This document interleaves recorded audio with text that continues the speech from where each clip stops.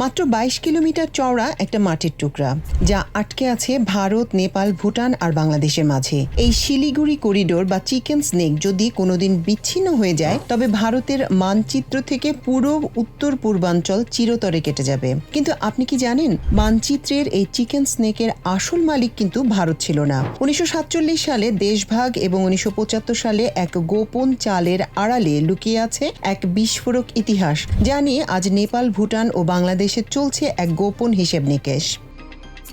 আজ আমরা যে করিডোর দেখি, 1947 সালের আগে তার একটা বড় অংশ ছিল স্বাধীন কোচবিহার রাজ্য, আর উত্তরে ছিল স্বাধীন সিকিম রাজ্য। অথচ 1975 সালে এক বিতর্কিত গণভোটের মাধ্যমে সিকিমকে ভারতের অন্তর্ভুক্ত করা হয়। সম্প্রতি নেপালের উগ্র জাতীয়তাবাদীরা সোশ্যাল মিডিয়ায় গর্জে উঠছে। তাদের দাবি, গ্রেটার নেপালের অংশ হিসেবে সিকিম আর দার্জিলিং আসলে তাদের। অন্যদিকে ভুটান দাবি করে ডোকলাম তাদের। ভাবুন তো, এই ছোট দেশগুলো যদি আজ আন্তর্জাতিক আদালতে তাদের ঐতিহাসিক ভূখণ্ড দাবি করা শুরু করে, তবে ভারতের এই চিকেন স্নেক করিডোরটাই মানচিত্র থেকে গায়েব হয়ে যাবে।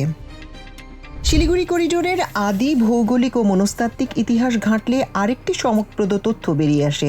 দিল্লির ক্ষমতার কেন্দ্র থেকে এই অঞ্চলের দূরত্ব 1000 মাইলের, অথচ এই অঞ্চলের মানুষের ভাষা, খাবার, সংস্কৃতি আর জীবনযাত্রা দিল্লির চেয়ে বাংলাদেশ, নেপাল বা ভুটানের অনেক বেশি কাছাকাছি। এখানকার আদি মানুষরা আজও নিজেদের দিল্লির চেয়ে এই অঞ্চলের সংস্কৃতির অংশ ভাবতে বেশি স্বাচ্ছন্দ্য বোধ করে। ভৌগোলিক এই ফাঁকটাই এখন দিল্লির জন্য সবচেয়ে বড় মাথা ব্যথার কারণ।